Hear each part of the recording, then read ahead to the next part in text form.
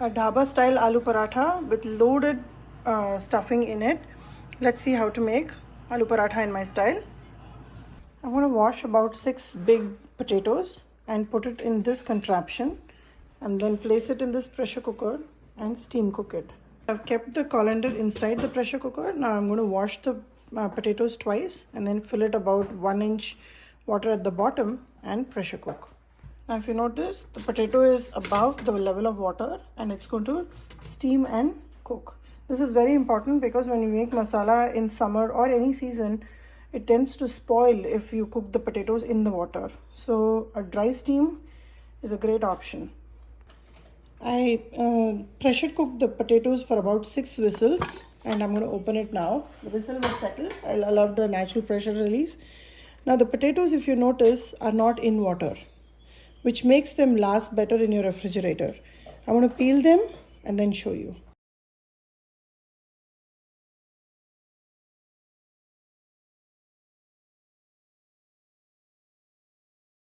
Now in a bowl, start putting one potato at a time and just mash it. These are Idaho potatoes, so when you mash them, they are really flaky. This potato I like particularly for making aloo parathas or stuffing this potato for all the pakoras and all that. So just flake them up really well. These are really nice, well cooked, fork tender. And in case if you find 1 or 2 potatoes having a hard core in the center, just use your box grater to flake them up.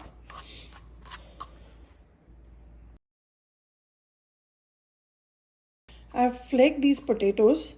Now as they cool down, they'll be even more dry, which is perfect when we have to make parathas and use this for sandwich stuffing and all that.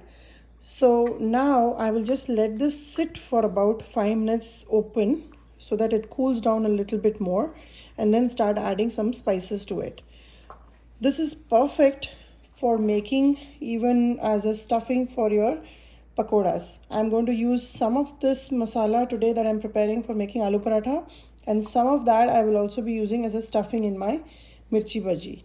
So let me show you how. You can also add some cheese to it when you're making paratha. It'll go really well. When we make masala with this kind of potato cooked, it stays well in the fridge and doesn't spoil easily. For this quantity of potato masala, I'm going to take out some spices. These are totally optional. This is just my preference. Here is a teaspoon measurement and I like it a little spicy. So about 2 teaspoons of chilli powder, 1 full teaspoon of Garam Masala powder, 3 teaspoons of coriander powder. This is just fresh dry coriander which I have ground in my mixie jar. This is Amchoor. Amchoor is really yummy when you add it to this masala. So 1 teaspoon. Here is Chaat Masala. If you have never added Chaat Masala, it's time you try it. This is about 1 teaspoonful. Along with that, I'm going to add salt. So about 1 and 2. We'll taste it and then we'll see if we need to add more. Now I'm going to mix all this, add it to the potato. Along with that, I'm also going to add fresh coriander. Now I'm going to use this masala today. If you're not using this masala today, don't add the coriander or cheese. Add it only when you're going to use the masala. These potatoes have now cooled down really well, and if you see, they're even more flaky. I forgot to mention, Idaho potatoes are also the perfect for making your mashed potato recipe. I'm going to put that soon and I'll show you a quick version and a baked version. Now here I am going to add all the masala that I've mixed and kept. And always masala is a personal choice. This is what I prefer. This potato is about 2.5 cups of mashed. I'm adding a generous amount of coriander, fresh coriander. I've never tried parsley. If you don't have coriander, you can always give it a try. They are of the same family. It always gives a very fresh taste. So now with gentle hands, just mix all the masala in the potatoes.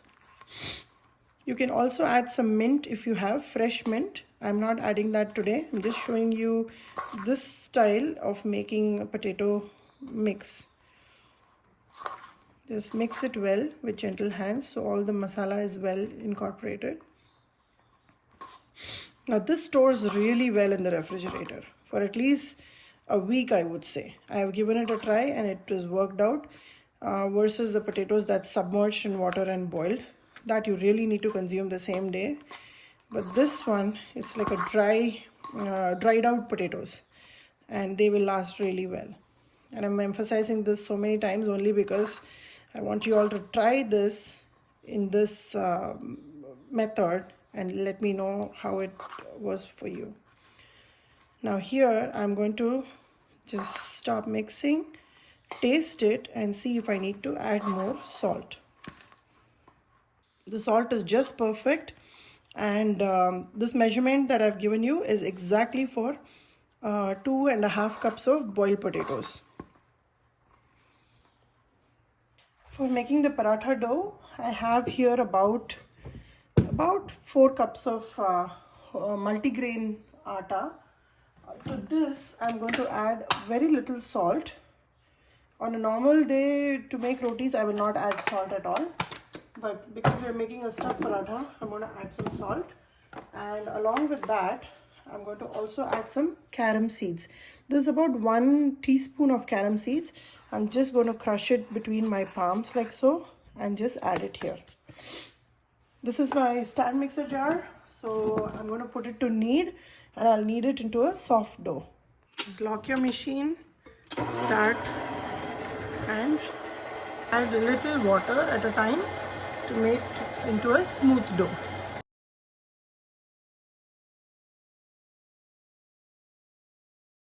Here is the soft dough. I'm just going to add about a tablespoon of oil and bring it all together and allow this to rest for about 30 minutes.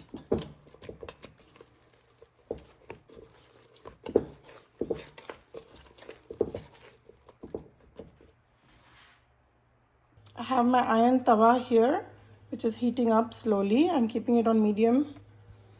Now on this side, let's start rolling the aloo paratha. I have the filling ready. I have the dough ready. Let's roll it out. Take about golf ball size of dough, like so. This is a nice, soft, pliable dough. The dough was resting for almost about 1 hour now. Dust the dough ball in the dry flour and just make a small circle. Roll out a small circle. It doesn't have to be even. We're going to bring it all together. Now here I'm going to stuff it with some filling. I'm doing almost about 1/4 cup of filling here. Now here I want you to bring all the sides together. Just bring in all the sides. Holding it in the hand makes it a little easy. Just stuff it in, bring the sides together and pinch the top so the filling doesn't open up. It's like a dumpling. Roll it around, press it so, release all the air from the sides. Now again dust it in the dry flour. This paratha needs to be a little thick, so don't make it very thin. With light hands, just roll it like so, and your aloo paratha is ready to go on the hot tawa. I'm going to roll out in one more way. If this is difficult for you, I'm going to show you a triangle way. Take a dough ball again, dust it in the dry flour, just roll it out like so. Make it into as big as you can.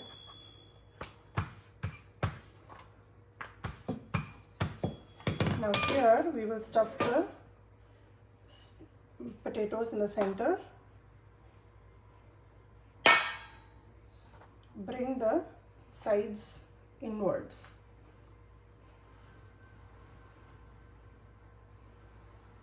If you want to keep it square, you can keep it square. If you want to make it as a triangle, you can make it as a triangle. Again, press it a little bit so the potato filling spreads everywhere and the air pockets are moved out.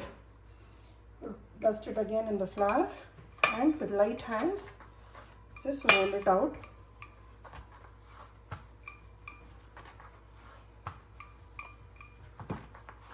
Like so. Somehow I've made it again almost like a circle. So this kind of stuffing works well when the dough is fresh. When the dough has been sitting in the fridge, there is a different method to make. If the dough was sitting in the fridge, you will take 2 small dough balls, dust it in the flour and make 2 small chapatis like this. And then we'll stuff the potatoes in the center.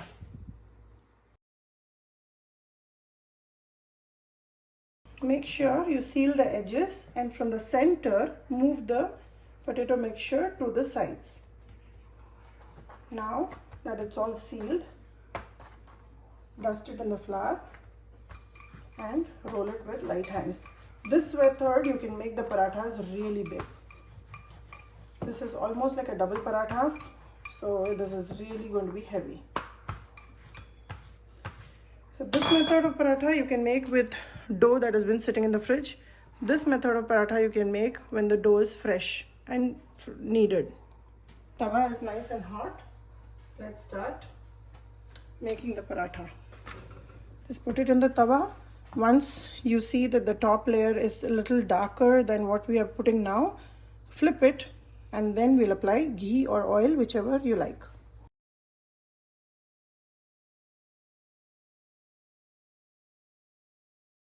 Once you see that the paratha is fluffing up, just spray some oil or ghee, whichever is of your choice, and toast it on both sides. You can see that it's crusting nicely and it'll crisp up really well. This oil container is really good. I'll add the product link on the description. It doesn't spray too much and you can avoid using the cooking sprays. You can put any oil of your choice. So when you stuff the paratha like so, it's fresh dough, it'll always fluff up like a nice ball and be really good.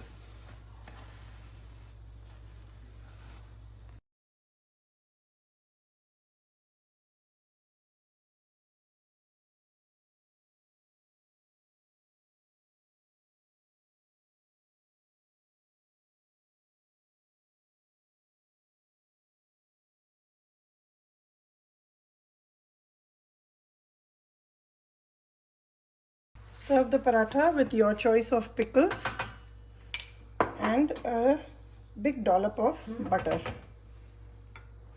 Enjoy and let me know how it turned out for you.